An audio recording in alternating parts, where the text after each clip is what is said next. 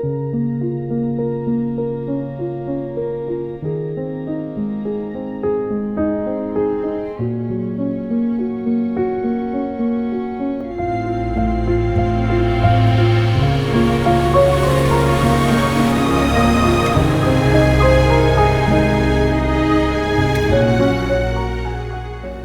wouldn't do it if I were you.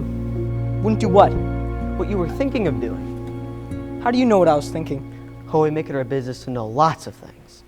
Listen, man, whatever you're selling, I'm not interested. Please, just leave me alone. No, you don't understand. I've got a job to do. I said, leave me alone. This isn't going very well. Well, you said this was going to be easy. I know. If at first you don't succeed, blah, blah, blah, blah. Have you ever read Tom Sawyer? What? Now, there was an industrious young man. When the chips were down, he never gave up. You remember why? Who cares? He kept thinking about others, George. Not about himself, but about all the other folks who needed him. You just called me George. How do you know my name? Oh, I know all about you. I watched you grow up from a little boy. How could you? Never even seen you before. You haven't needed till now. How's the lip? Looks like it stopped bleeding. Well, I guess that's the answer I got to a prayer a little while ago. Oh, no, George. I am the answer to your prayer. Who are you? Clarence Oddbody, AS2. Oddbody? AS2? What's an AS2? Angel, second class. Well, great. Now I know I've lost my mind. Not yet, but you are well on your way. That's why they sent me down. Besides, it's ridiculous to think of killing yourself for a measly $8,000. How'd you know that? I've been trying to tell you. I'm your guardian angel. I know everything about you. Well, you look like the kind of angel I'd get, I'll give you that much. More like a fallen angel. Where are your wings? I haven't won my wings yet. That's why I'm an angel. Second class. But you are going to change all that. Oh, really? I am. How? By letting me help you. Well, hate to break it to you, buddy, but the only way you could help me is by getting me $8,000 before the clock strikes 12. Otherwise, my life turns into a pumpkin. Sorry, but we don't use money in heaven. Right. I keep forgetting. Well, down here, you can't live without it. To tell you the truth, I'm worth more dead than alive. Look, I told you, you mustn't say things like that. I won't win my wings with that attitude. Besides, you don't realize how much you're worth. Why, if it hadn't been for you... If it hadn't been for me, everybody in my life would be a whole lot better off.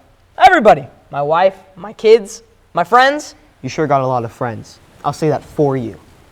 Besides, do you know they've been jamming up our air systems for over an hour now? What are you talking about? Prayers. When they're heartfelt, they're mighty powerful missiles. And the ones for you, why, they've lit up our whole celestial system. Why? How? Because you're such an important influence on so many lives, George. Always have been. Just like Tom Sawyer. Since when? Ever since that day you saved Harry from drowning through the ice. That was instinct. Besides, I was only 12. There were other boys there that day, too. Some of them older and better swimmers. They didn't nod to their instincts. Only you did. I mean, he was my own brother. I know. But what about Mr. Gower? When you saved him from ruin? That wasn't instinct. That was courage. But full guts, wrenched full courage. No. He had just received a telegram that his son had died. And you turned mean through and through. And drowned his sorrow in a bottle. Remember?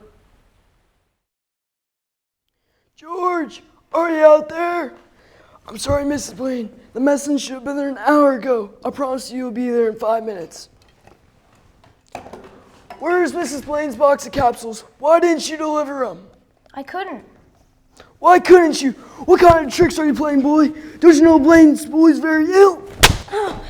Mr. Gower, you're hurting my sore ear. You lazy loafer. Mr. Gower, you don't know what you're doing. You put something bad in those capsules. What do you mean? You received that telegram today and it upset you. I understand that, but you put something wrong in those capsules. I'm sure you did.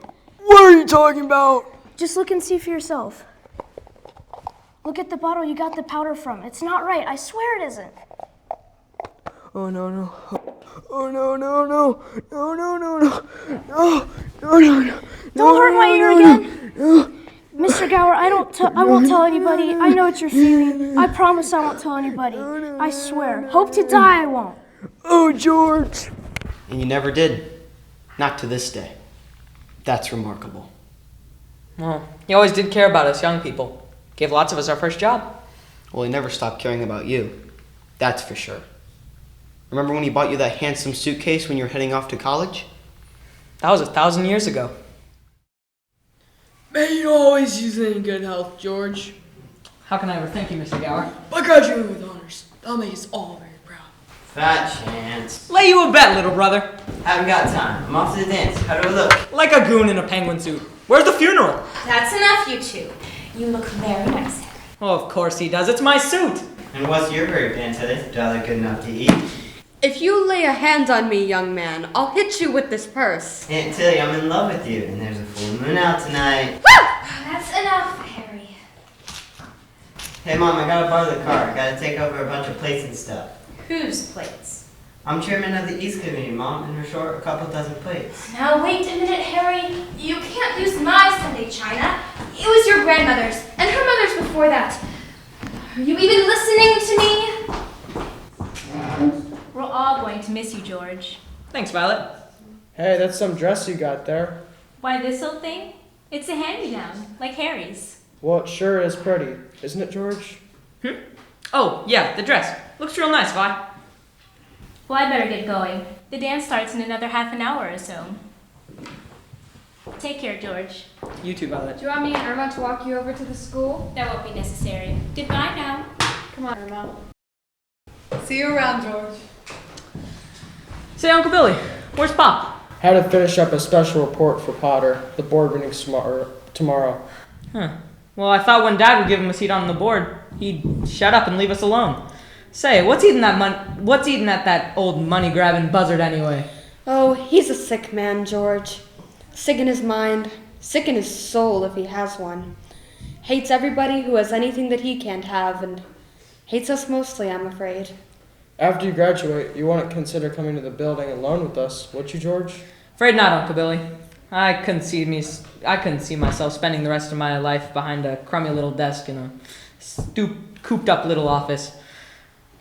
I'm sorry, but to spend the rest of my life trying to save 3 cents on a length of pipe, why, I just go crazy. I want to do something big, something important. Well, you know, George, I think your dad and I, in a small way, we were doing something important. But, Bill, you've got to admit that this town is no place for any man, unless he's willing to crawl to Potter. Now, you've got talent, George. We've all seen it. So you go on and get yourself an education, and then leave this town if you must. What are you planning on doing? Well, I'm gonna build something big. A skyscraper. Maybe even a city. It's been a dream all my life. Still after the first million before you turn 30? No, I think I'll settle for half that in cash. Well, your Aunt Tilly and I are gonna miss you. And I'll miss you too, that's for certain. Say, Uncle Billy, would you mind taking this in the house for me? I think I'm gonna drop by on Harry's dance. Have a good time, son. And you did too. Remember? That was the night you met Mary Hatch. Of course, you've known Mary all your life. She grew up 3 or 4 years right behind you and was always there, somewhere, tagging in the background until one of you boys noticed and sent her on her way. But that never discouraged her. Oh, no. Not her or any of the girls. They all had their eyes hooked on you, especially Violet and Mary. You just never took the bait. Until Harry's graduation party. We danced to Charleston all night with Mary Hatch, and someone tripped on the lock of the moving gym floor, and everyone fell, or jumped, into the swimming pool. Buffalo gals, won't you come out tonight? Won't you come out tonight? Won't you come out tonight? Buffalo gal, won't you come out tonight and dance by the light of the moon? Just like the church choir. Beautiful. You know, you should have seen the commotion in the locker room. I had to knock over 3 guys to get this stuff we're wearing. I bet over half your class jumped in that pool. Half the town said it wasn't a good idea to build the gym floor over a swimming pool. I wonder who turned the key. Probably someone jealous because you chose me to dance with you. You think, maybe? Here, let me hold that old wet dress of yours. Hello. Well, hello.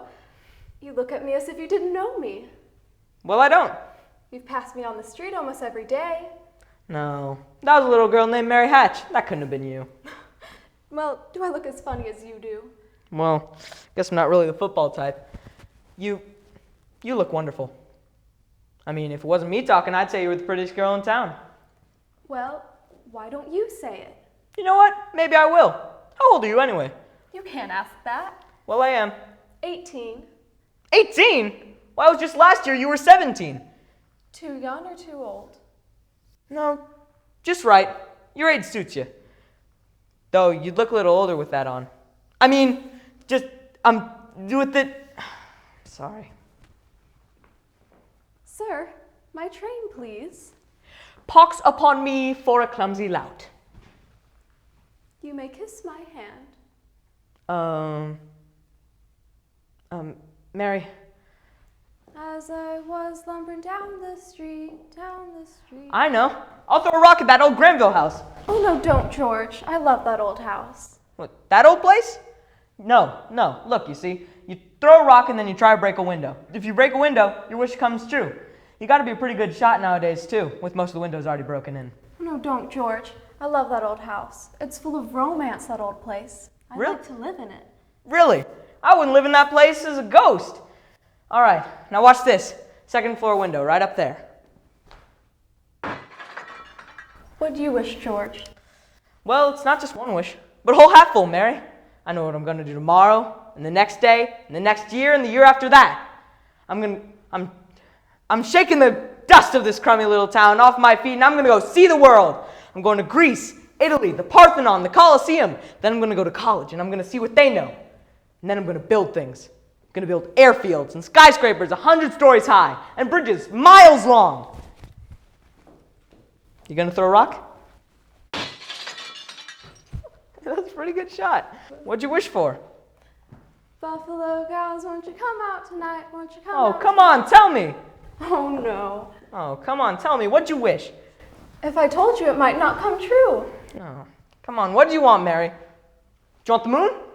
Well, you just say the word and I'll throw a lasso around and pull it down for you.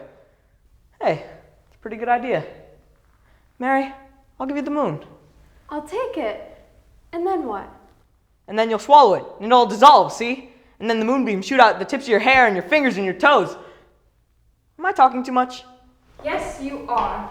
Who said that? Why don't you kiss her instead of talking her to death? What?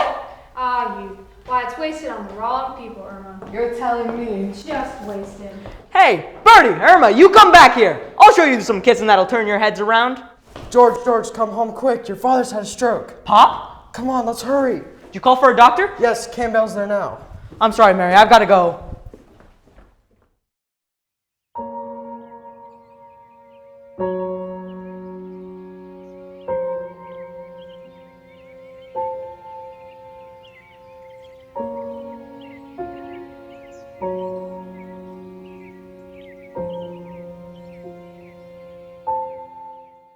It was nice of you to come to the funeral, Mr. Potter.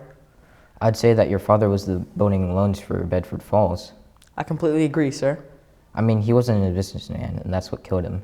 Well, I didn't mean any disrespect, George. He was a man of high ideals, but ideals without any common sense can ruin this town. So at our next board of trustees, I'm going to make a motion. A motion? A motion to dissolve the institution and give its assets and liabilities over to receivership. But, Mr. Potter... Give this loan application to the boards to act this morning, to Irma Bishop. You know, that lady who delivers her mail all day, usually late because he's always talking to everyone that she sees.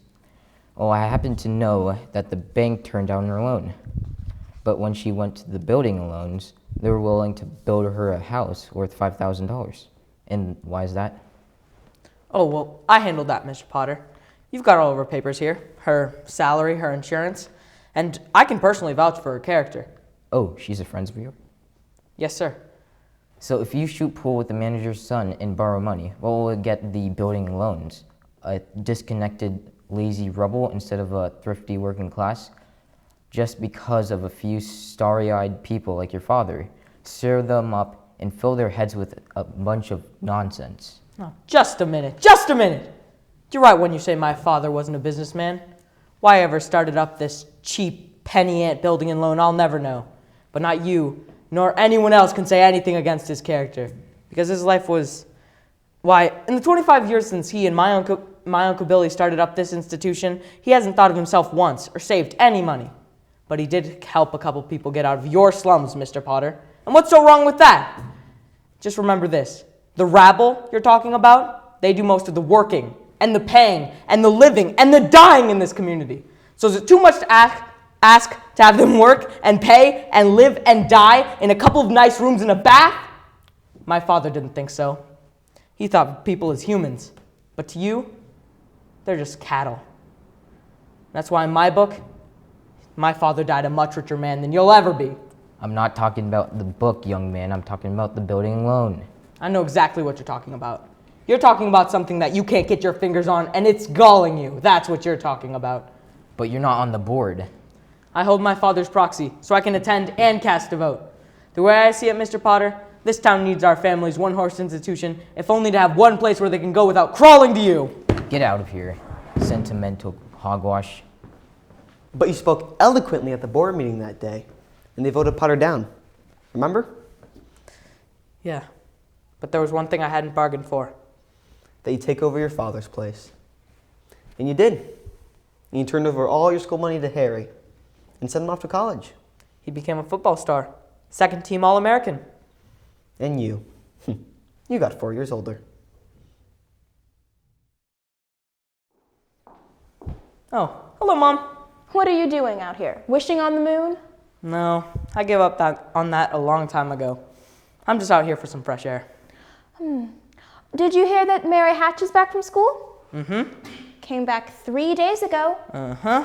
Nice girl, Mary. Kind that will help you find the answers, George. Mm-hmm. Can you give me one good reason why not to call on Mary? Sure, Sam Wainwright. Ah. Yeah, Sam's crazy about Mary. Well, she's not crazy about him. How do you know? She told you? No. Well, then how do you know? Why, I've got eyes, haven't I? Why, she lights up like a firefly anytime you're around. Oh.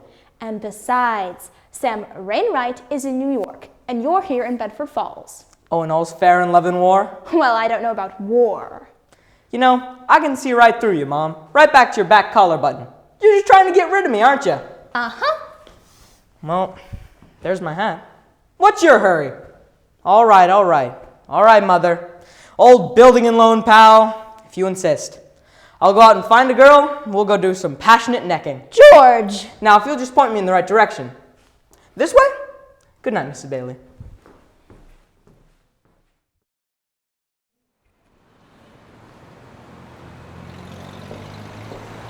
Hello, Georgie Porgy. Hello, Vi. How's business at the ye old-fashioned permanent wave shop? Not a tidal wave yet, but I'm getting some city mothers in thanks to you. What gives with you? Nothing. Well, where are you going? I'll probably end up down by the library. George, don't you ever get tired of just reading about things? Yes. Yes, I do. What are you doing tonight? Not a thing. What do you say, Vi? Let's make a night of it. I'd love to, George.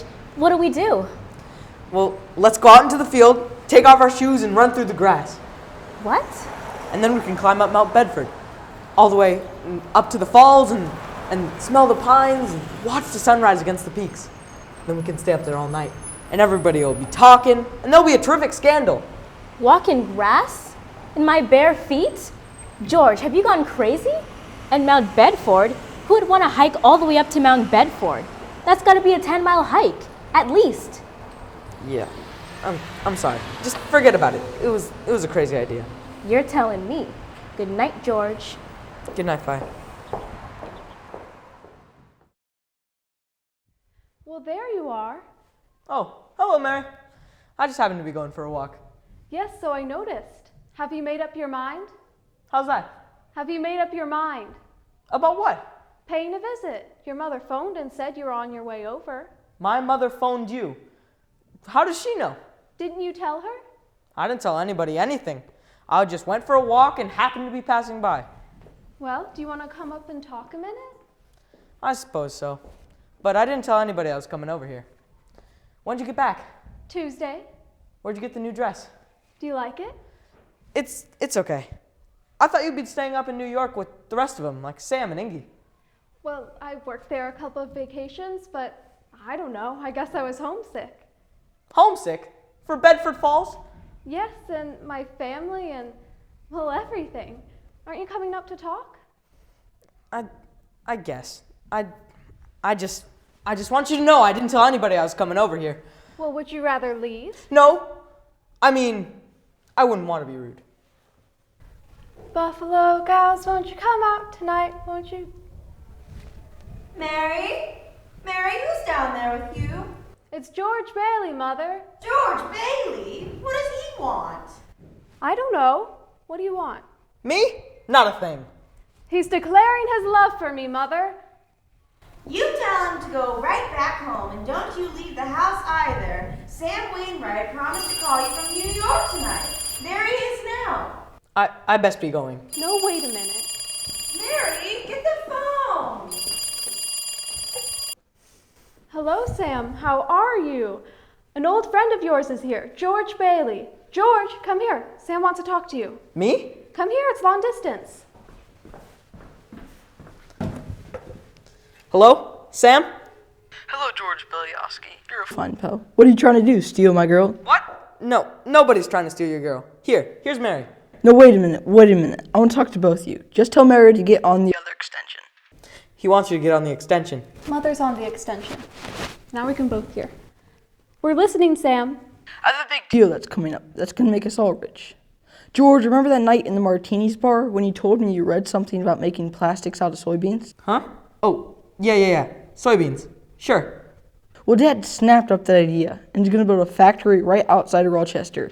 And here's the point. Mary, you're on this too. George, listen up. You got any money? I got a little. Well, I want you to put every cent you have into our stocks. And George, I may have a job for you. That is unless you're still married to that old building loan. George, this is the biggest thing since the radio, and I'm letting you on the ground floor. Oh, Mary? I'm here, Sam. Would you tell this guy I'm giving him a chance of a lifetime? You hear that, George? A chance of a lifetime. He says it's the chance of a lifetime. Now you listen here. I don't want any plastics. I don't want any ground floors. I don't want to get married to anyone, ever. Do you understand that? I want to do what I want to do. And you're... Oh, Mary. Oh, George.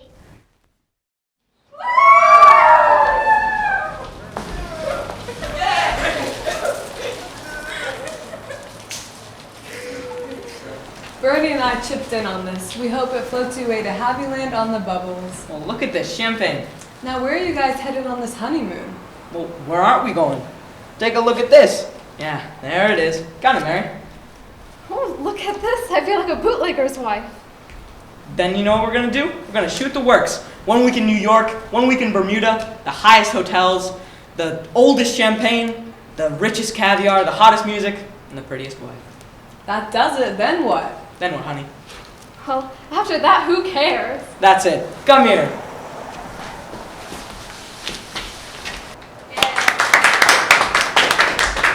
I hate to break anything up, but there's something funny going on down at the bank. I've never seen one before, but has all the earmarks of a run.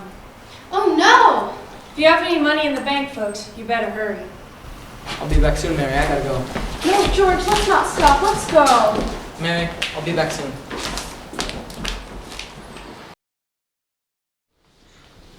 What's the meaning of this, Uncle Billy? A holiday? This is what you call a pickle, George. A real pickle. All right. How did it start? What happened? How does anything like this ever start? All I know is that the bank called our loan. When? About an hour ago. I had to give in all of our cash. All of it? All of it. It was still less than we owe. Holy mackerel. The whole town's gone crazy. Ah, Mr. Potter. What an unexpected surprise. George, there's rumors around town that you're going to close your doors early. Is that true?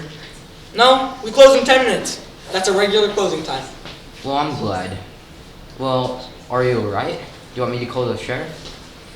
What for? Well, you know, mobs can get very ugly sometimes. I assure you, Mr. Potter, our customers are all very polite.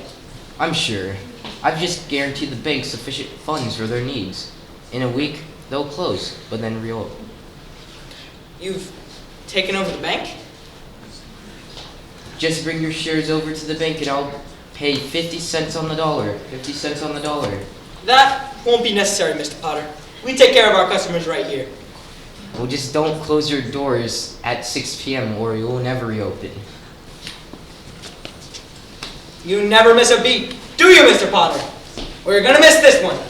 All right, folks, all right, calm down. You're Mr. Potter. The bank will reopen in 1 week. But I got my money here, George, and I'll take it now. You're thinking of this place all wrong, Miss Andrews. As if your money's in a vault somewhere. Your money's not here. It's in the Granger's house, and in the Kennedy's house, and in Mrs. Macklin's house, and 100 other houses. You're lending them the money so that they can build, and they'll get the money back to you as soon as they can. What are you gonna do? Foreclose on them? But $240 isn't going to break anyone. All right, Miss Andrews, all right. Sign this. You'll get your money back in 60 days. 60 days? That's what you agreed on when you bought your shares. Miss Andrews, please, stick to your original agreement. Just give us 60 days. Are you going to go to Mr. Potter's? Better to get half than nothing. Oh, come on, Miss Thompson, Miss Andrews, wait, please, hold on. Just listen to me. If Mr. Potter gets a hold of this bank and loan, there'll never be another decent house built in this town ever again. He's already got control of the bank and the bus lines and the department stores, and now he's after us. Why? Because we're cutting in on his business. And because he wants you people to continue living in his slums and continue paying the rent that he decides. We can't let that happen. We gotta stick together, and we have to have faith in one another. But my husband hasn't worked over a year, and I need money. How am I going to live until the bank reopens? We need to pay our doctor bills. Yes, George, I need cash. Can't feed our kids on faith. How much do you need? That's right, we got $2,000. $2,000! This should be able to tide us over until the bank reopens. Miss Andrews, how much do you need? $242. Oh, come on, Miss Andrews, just enough until the bank reopens. I'll take $242. All right, here you go. That'll close my account. No, your account's still here. That's just a loan. And Irma, how much do you need? I've got $300 here, George. Oh, come on, Irma. Just enough until the bank reopens? I suppose $20. All right, that's what I'm talking about. $20. Mrs. Thompson? But it's your own money, George. Never mind about that. How much do you need? I can even along with $20, all right? All right, $20. And I'll sign a paper too. You don't need to. We understand, and you can get the money back whenever you can. Miss Martini? Could we have $17.50? 17.50! Oh my goodness, thank you so much. Anybody got 50 cents? Hey, Uncle Billy, you think you can take care of this? Yes, I can. I think we're gonna make it, George. I think we're gonna make it.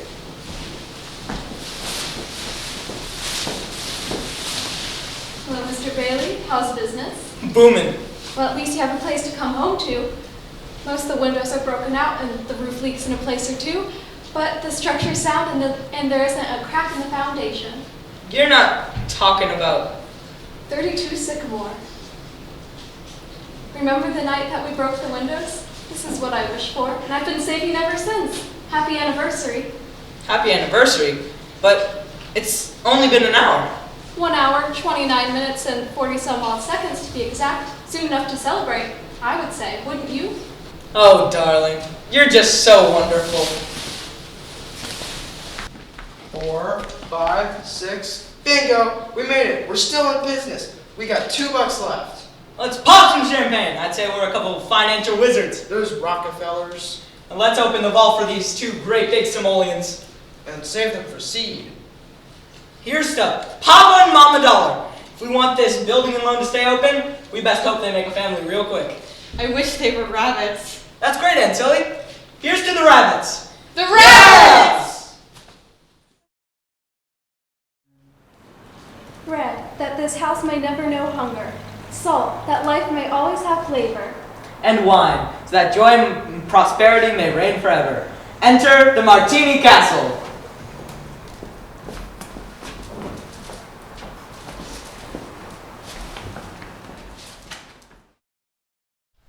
You can't keep dismissing the Bailey Park anymore, Mr. Potter. It's cutting deeper and deeper into your rental profits. The Bailey family has been a boil on my neck for long enough. Mr. Bailey is here, sir. Tell him to wait. Go on. As you know, he's built up a whole subdivision out next to the cemetery. Dozens of the prettiest little houses you'll ever see. I was seriously considering purchasing one myself. Don't you dare. The point, Mr. Potter, is that 90% of the residents used to pay rent to you. Well, you are not me. As I say, I am only a lowly bank examiner. But if you aren't careful, one of these days... I'm a busy man, Miss Carter. I haven't got time for this idle conjecture.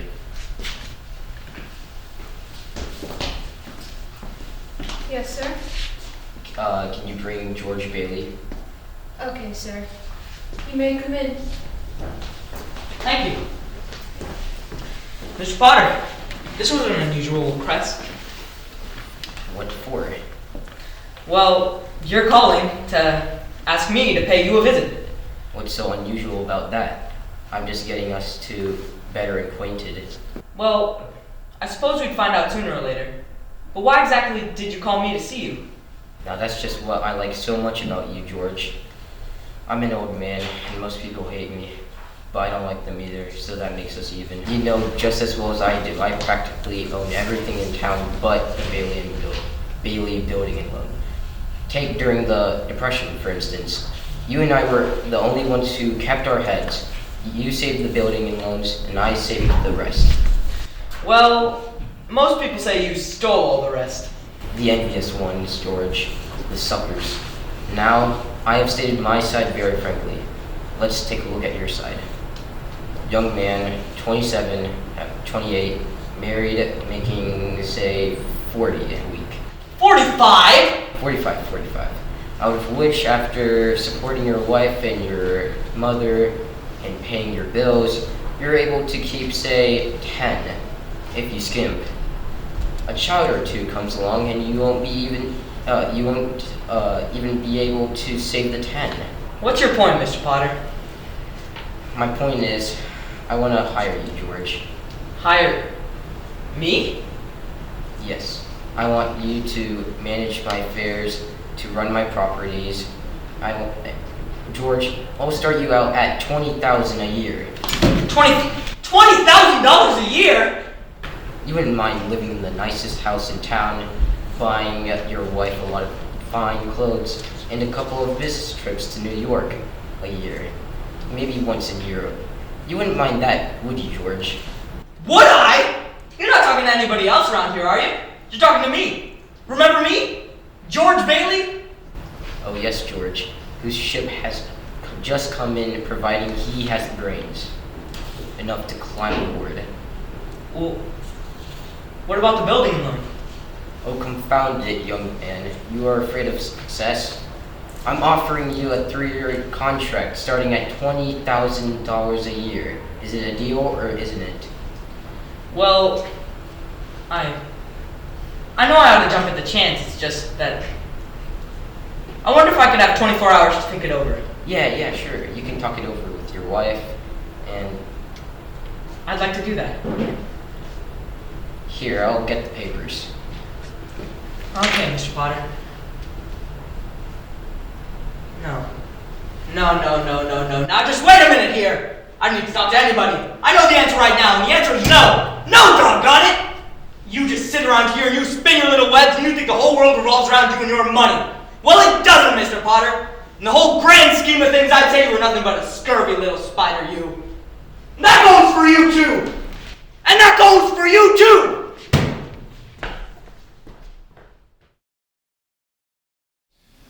Hi. Hi. Had a rough day? Buffalo guys, won't you come out tonight? Won't you come out tonight? Won't you come out tonight? Mary Hatch, why'd you ever marry a guy like me? To keep from being an old maid? I mean, you could have married Sam Wainwright, or anybody else in this town. I didn't want to marry anybody else in town. I wanted my baby to look like you. You didn't even have a honeymoon. I promise you. What did you say? My baby. Wait, you mean Mary? Are you in the nest? In a manner of speaking. Oh my goodness, this is wonderful! Is it a boy or a girl? Mm-hmm. You were on top of the world then, George. George Bailey. Couldn't have been. That was nearly 10 years ago. There's been war since then. Yes. And your wife has given birth to not one, but 4 beautiful children. And your brother, Harry, he's been decorated with the Congressional Medal of Honor. President decorates Harry.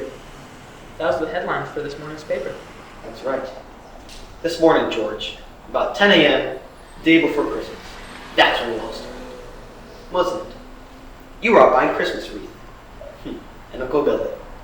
Oh yes, Uncle Billy was on his way to the bank. Extra, extra, read all about it. Local boy wins Congressional Medal of Honor. Harry Bailey to be decorated by the president. Here, give me one of those.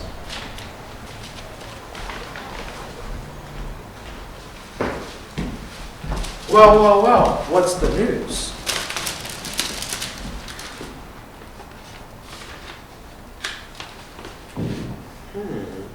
Well, well, well. Harry Bailey wins Congressional Medal. That couldn't be one of the Bailey boys, could it? You just can't keep those Baileys down, can you, Mr. Potter? How's that slacker George feel about that? Very jealous. Oh, yes, very jealous. He only lost 3 buttons off his vest. Of course, slacker George wouldn't have gotten 2 of those medals if he had been allowed to go. I know, he has a bad ear. That's right. After all, Potter, some people let George have to stay home. Not every heel was in Germany and Japan. Give out my paper. Get your own if you want to drill over it.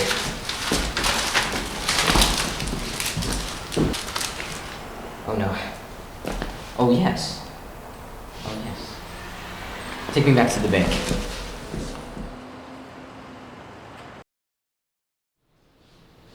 Extra, extra, read all about it. George, it's Harry, now on long distance from Washington. Harry, well, what do you know about that? He reversed the charges. It's all right, isn't it? Is it all right? For a hero? Hey, Harry, you 7 kinds of a son of a gun. How are you? How's Mother taking you? Oh, really? Mother had lunch with the president's wife. Wait till Bill hears about this. What did they have to eat? What'd they have to eat? Is that a fact? Mother's being flown home by the Navy this afternoon. In a plane? Huh? Uncle Billy? Is Uncle Billy around? No, he stopped by the bank first. Uncle Billy's not here right now. Wait till you hear about this. George. Is that a fact? George, that woman's here again. What woman? Bank examiner. Oh. Just talk to Aunt Tilly for another minute. All right, Harry? I'll be back in a minute. Hello, Vi. George, can I speak to you for a second? Sure. Just step right into my office. I'll be there in a minute. Good morning, miss. Carter, bank examiner. Miss Carter. Merry Christmas. Merry Christmas. We're all pretty excited around here. My brother just got decorated with the Congressional Medal of Honor. I guess they do that. I trust you've had a good year. Well, between you and me, we're broke. Very funny. Well, just step right in here. Although I do wonder when you reverse charges on long distance calls. George, shall I hang up? No. He's waiting for Uncle Billy. Just wait for another minute. If you'll cooperate, I'd like to be done by tonight. I want to spend Christmas with my sister and her family in Elmira. I don't blame you, Mrs. Carter. Just step right in here. Uncle Billy has everything all laid out for you. Hurry, Uncle Billy, hurry. Long distance, Washington. No, I can't talk to anyone right now. But it's Harry, your nephew, remember? Here's your Uncle Billy, Harry. Hello? Hello? Yes, everything's fine. Mr. Bailey? Yes? Oh, another Mr. Bailey. Well, you'll do fine, perhaps better. May I speak to you for a moment? I have a few questions. Yes. Oh dear. Where's George? In his office, with Violet Peterson. Oh, okay. Character. If I had any character, I'd... Well, it takes a whole lot of character to leave your hometown and start all over again. Oh, no, George, don't. Well, you're broke, aren't you? Yes, but... Well, what are you gonna do? Hawk the furs and that hat and walk to New York? You know, they charge for meals and rent up there just like here in Bedford Falls. Yeah, sure. And that's just a loan. That's my business after all. Building and loan. And I know you'll pay it back whenever you can. You'll get a job. Best of luck to you. I'm glad I know you, George Bailey. Say hello to New York for me. I will. Merry Christmas, Vi. Merry Christmas, George. George, can I talk to you for a moment? Uncle Billy, what is it? What? Oh, was that your bat ear? No. Oh, so you did hear me. I'm afraid so.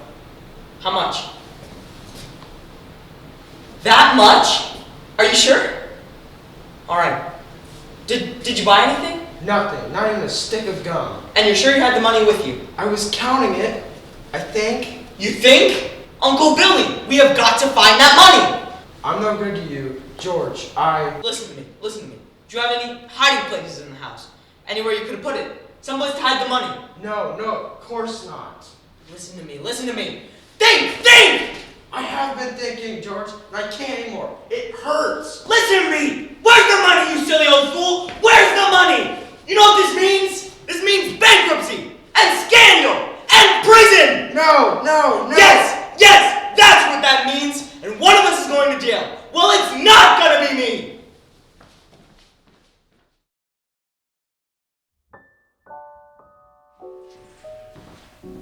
Hello, darling. Hello, Daddy. How do you like it? Bless you. Did you bring the wreath? Daddy, did you bring the Christmas wreath? Wreath? What wreath? The Christmas wreath for the window. No, left it at the office. Is it snowing? Yeah, just started. Where's your coat and hat? Left him at the office. George, what's the matter? Oh, no, nothing's the matter. Everything's just fine. Well, isn't it wonderful about Harry? I must have gotten 50 phone calls today about the parade and the banquet. Your mother's so excited, Must she keep playing that? She's practicing for the party. Mommy says we can stay up all night and sing Christmas carols. You can do it too, Daddy. Daddy, the Browns next door have a new car. You should see it. What's the matter with our car? Isn't it good enough for you? Yes, Daddy. Better hurry and shave, George. The families will be here soon. Families? I don't want any families over here. Suzu, what's the matter with you? She caught a cold coming home from school. They gave her a flower for a prize, and she didn't want to crush it, so she didn't button up her coat. Go to bed, darling.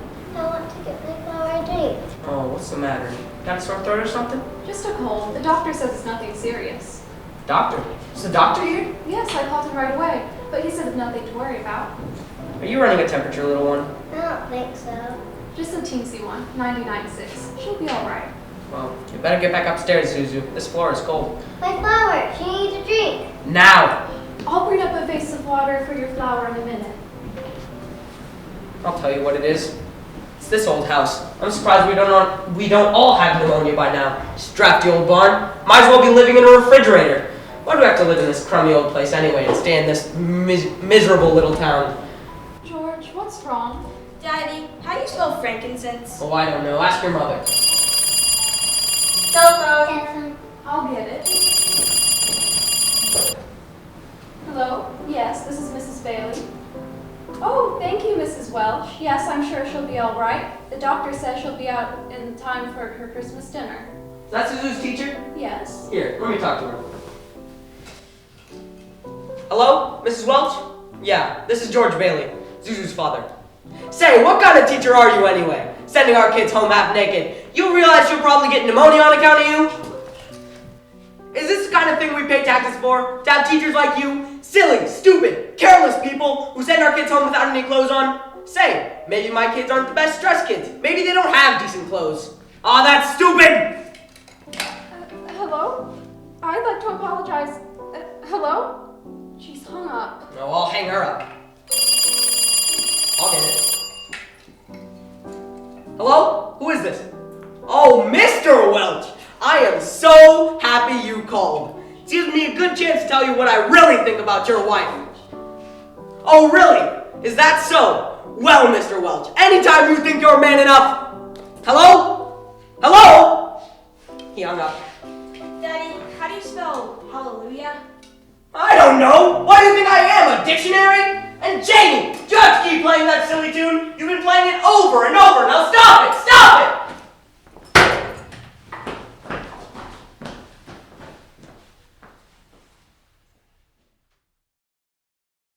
I'm in trouble, Mr. Potter, and I need help. By some accident, my company stored in their accounts. The bank examiner's here today. I need to raise $8,000. Oh, so that's what the reporters wanted to talk to you about. The reporters? Yes, they called me up from the building and loans. Oh, there's a man over there from the DA's office, too. He's looking for you, George. You gotta help me, Mr. Potter. Please, you gotta help me. Can't you see what it means to my family? I'll pay you any bonus on the loan, any interest. Do you still want the building and loan? Why, George, could it be possibly there's a slight discrepancy in the books? No, sir. There's no problem with the books. I just misplaced $8,000. You misplaced $8,000? Yes, sir. Have you notified the police? No, sir. I didn't want the publicity. With Harry's homecoming tomorrow. They're going to believe that one. What have you been doing, George? Playing the market with the company's money? No, sir. No, sir, I haven't. What is it, a woman, then? You know it's all over town that you've been giving money to Violet Peterson. What? Not that it makes any differences to me, but why did you come to me? Why don't you go to Sam Wainwright and ask him for money? I couldn't get a hold of him. He's in Europe. Look at you. You used to be so cocky. You were going to out and conquer the world. You once called me a warped, frustrated old man. Look at you. No securities, no stocks, no bonds, nothing but a miserable little $500 equity in a life insurance policy. You're worth more dead than alive. I'll tell you what I'm going to do to you, George. I'm going to swear out a warrant for your arrest. No. No, no, no, no! Go ahead, but you can't hide in this town.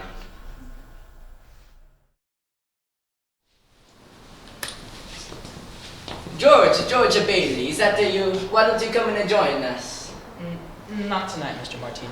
Wait a minute. Did he call you George Bailey?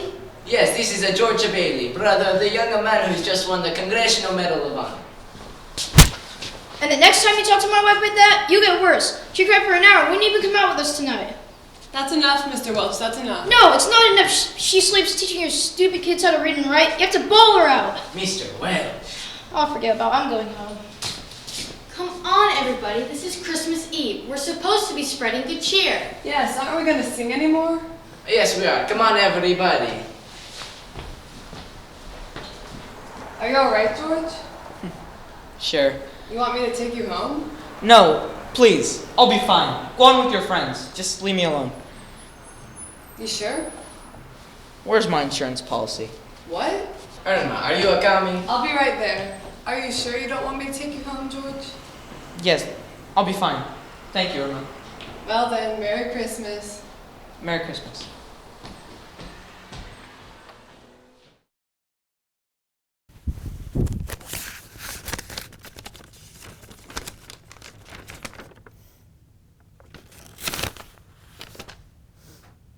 God, dear Father in heaven, I'm not a praying man, but if you're up there and you can hear me, please show me the way.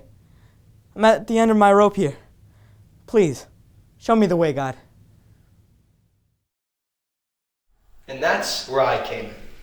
You mean, you really heard my prayer up there? Yours and over a dozen others. You'd be surprised how many people are concerned about you. They won't be once they hear how I've just ruined their lives. You haven't ruined their lives, George. Besides, it wasn't your fault. No, I'm the president of the company, and I should be held responsible. Ask Mr. Potter, he'll tell you. And you think killing yourself would make everyone feel happier? Oh, I don't know. I suppose it'd just be better if I were never born. What did you say? I said, I wish I were never born! Oh, you mustn't say things like that. Wait a minute. Now that's an idea. What do you think? Yeah, that'll do it. All right, you've got your wish. You've never been born. What did you say? You've never been born. You haven't a care in the world. No worries, no obligations, no $8,000 to get, no Potter looking for you with the sheriff. Say something else in that ear. Sure, you can hear out of it. Well, ain't that the doggonest thing?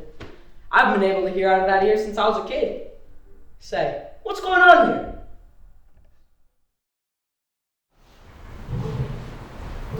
Come on, there's a sucker over there. Let's go sing it to him. Dominic? That's my name. Mr. Martini, don't you recognize me? Dominic, he knows your name. Now we've got to sing.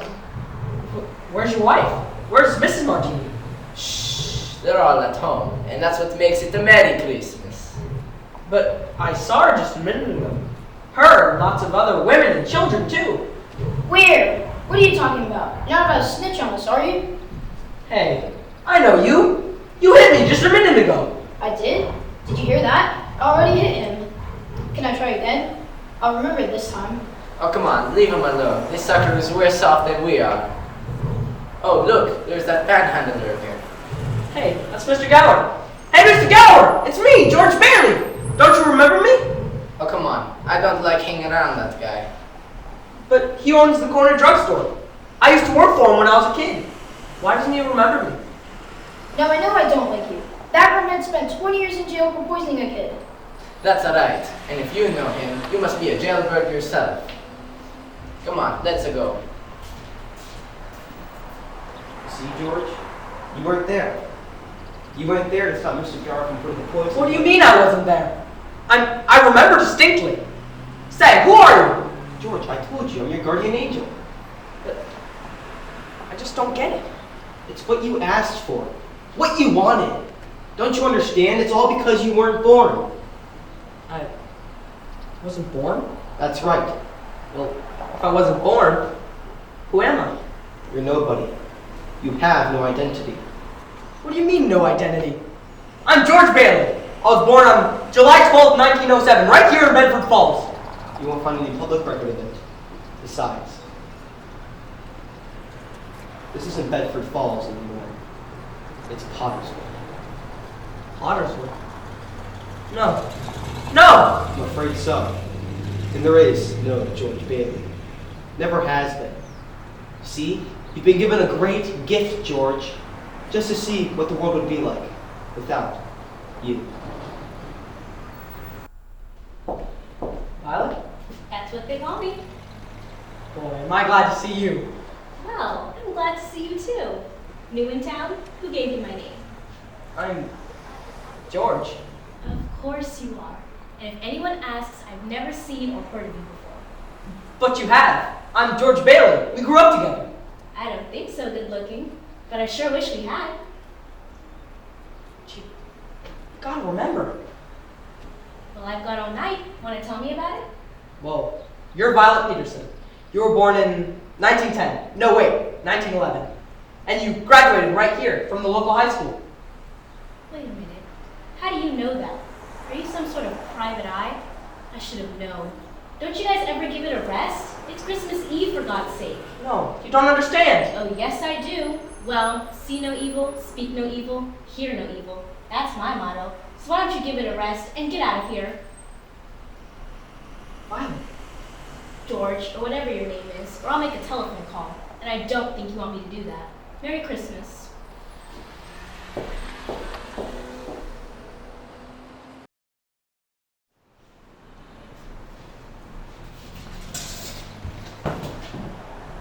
Well, what do you want?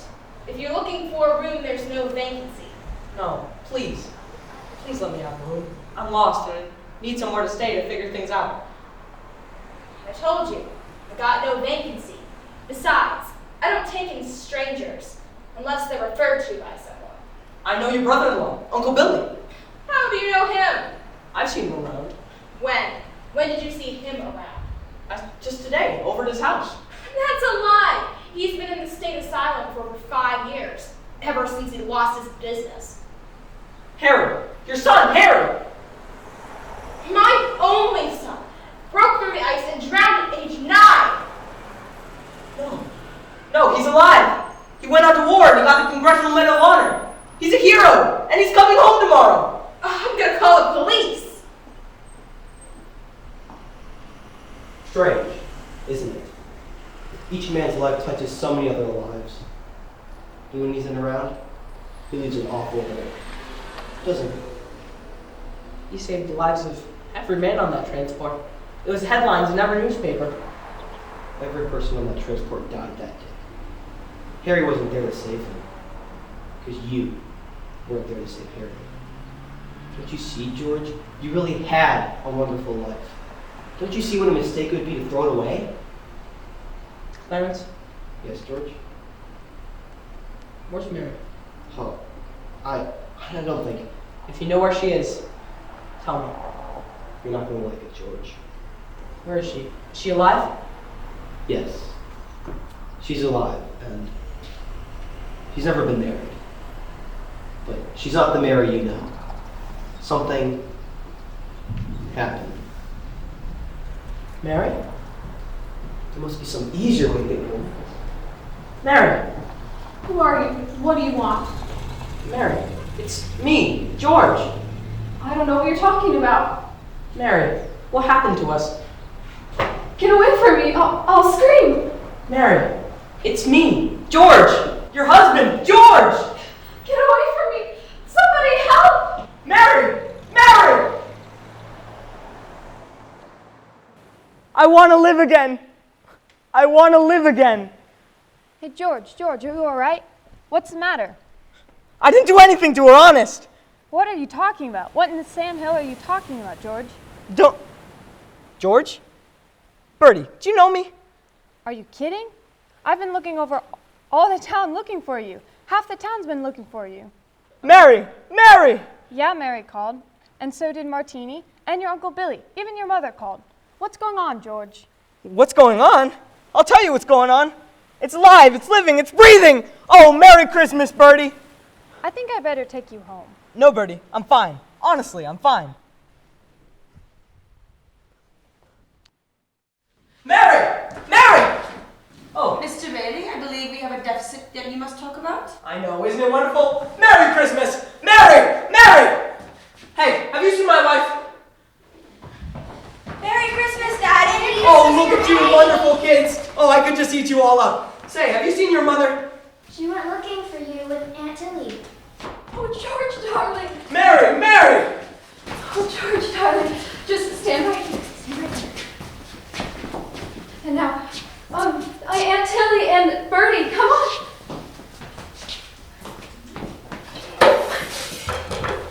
Oh, it's wonderful, George. It's a miracle. Isn't it wonderful? Mary did it, George. She told a few people that you were in trouble, and they scattered all around town collecting the money. They didn't ask questions. They just said if George was in trouble, count on them. Oh, I've never seen anything like it. What is this, George? Another run on the bank? I wouldn't have a roof over my head if it wasn't for you, George. Glad to do it, George. Anytime, Mr. Bailey. I'm not going, George. I changed my mind. Just a minute, everybody. Quiet, quiet. This is from London. Mr. Gower cables you need cash. Stop. My office instructed you to advance you up $20,000. Stop. Merry Christmas, Sam Wainwright. George! Harry! Anybody got any wine? Champagne? I'd like to make a toast to my big brother, the richest man in town. Wait a minute. Some crazy old man at the airport made me promise I'd hand this to you personally. Tom Sawyer. Who would give you a beat-up old copy of Tom Sawyer? Dear George, remember, no man is a failure if he has friends. Thanks for the new wings. Love, Clarence. It's from a good friend of mine, just like all you people. Merry Christmas, everybody.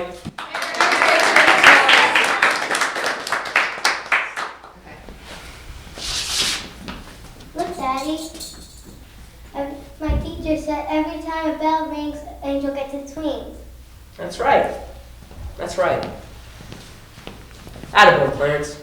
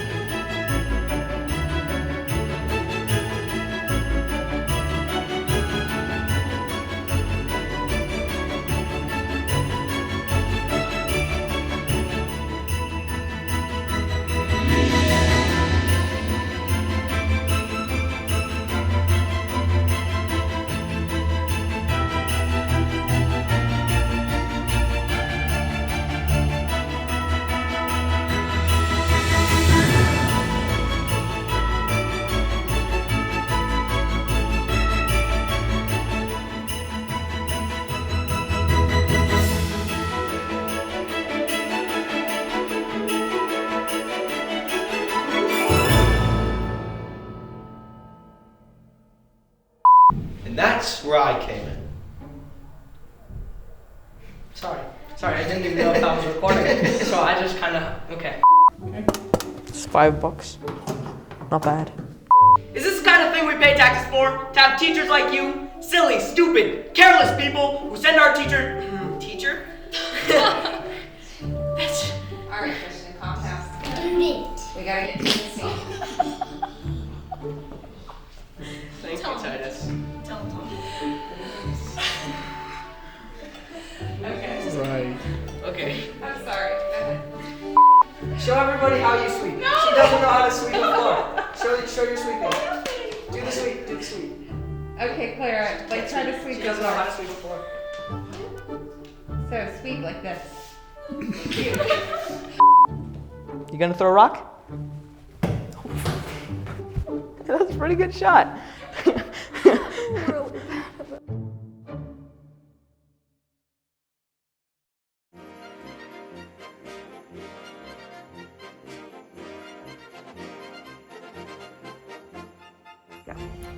So I had been wanting to try out for a lead for a little while now because I thought it'd be a good experience. So this year I thought better now than never. So I went to get the part and I tried out and I got it. And so it's been a fun experience and a memorable experience.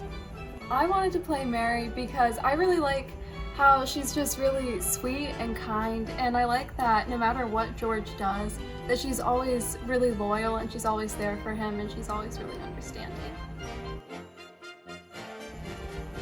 What I enjoy best probably is that, like, it's split up into two main parts. So the first part is just going over his life, and the second part is seeing what the world is without him there. And the whole point of the story is showing how you don't really understand how important you are until you see how you have impacted other people's lives and how much of an impact one person can make on so many people's lives. And so the whole idea of how important each and every one of us are is just it's a cool idea, and it was a fun topic for a play.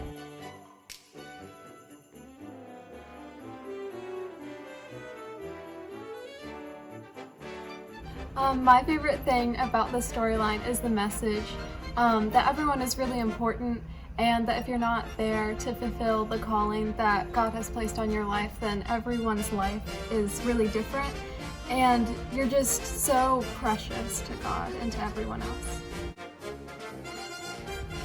So there was one moment where we were filming the scene where the whole family's out there for my father's funeral. And so we had to go out into the field, and it had just recently rained, so all of our clothes got all muddy and stuff, and Mrs. Engel had to wash all of it.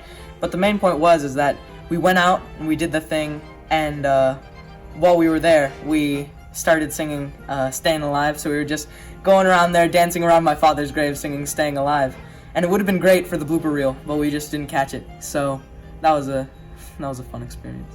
A funny behind the scenes moment was when I was getting ready to go on stage. I don't remember what scene it was. I think it was the wedding scene. I don't know. But I was going on stage and I was just mentally preparing because I had a cue. And I looked to my right and there's this really scary mannequin head. I don't know if anyone else saw it, but it was really scary, and I gasped before going on stage. I was a little bit shook up because it just looked like a head.